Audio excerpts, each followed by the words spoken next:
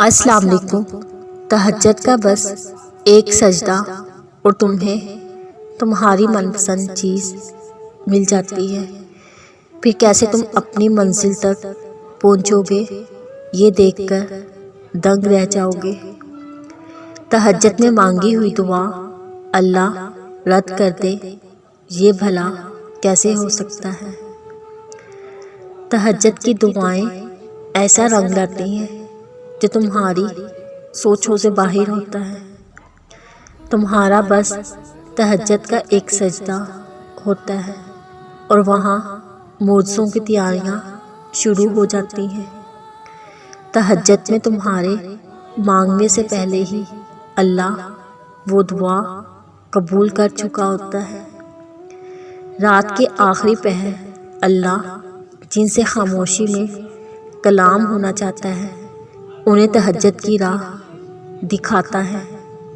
جنہیں رب اپنی محبت کا قرب عطا کرنا چاہتا ہے انہیں تہجد کی راہ دکھاتا ہے۔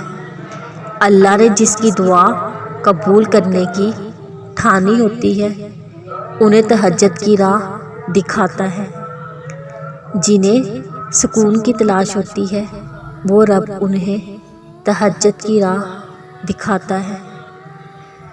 جنہیں رب نے اپنے لیے چن لیتا ہے انہیں تہجد کی راہ دکھاتا ہے۔ وہ تمہیں بھی سمیٹ لے گا جیسے اس نے دونوں جہاں سمیٹ رکھے ہیں۔ اللہ تمہاری دعاؤں کو قبولیت کے ایسے معجزے عطا کرے گا کہ تمہارے صبر میں گرا ہوا ہر آنسو حق ادا ہو جائے گا۔ تو پھر اٹھاؤ ہاتھ، پھیلاؤ جھولی اور مانگ لو جتنا مانگ سکتے ہو۔ ابھی بھی کچھ نہیں بگڑا، ابھی بھی معجزوں کے دروازے کھلے ہیں، ابھی بھی وقت ہے، ابھی بھی فیکون کی راہیں تمہاری راہ تک رہی ہیں۔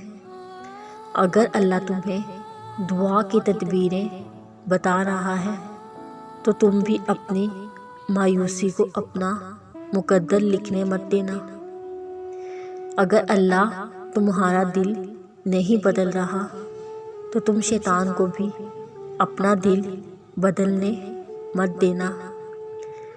تو تم شیطان کی باتوں میں آ کر نا امید مت ہونا اور رد ہو جانے کے وسوسوں میں مت کھونا، تاکہ تم اس کی رحمتوں سے مایوس ہو جاؤ اور اس کے کون کے جلووں سے محروم ہو جاؤ۔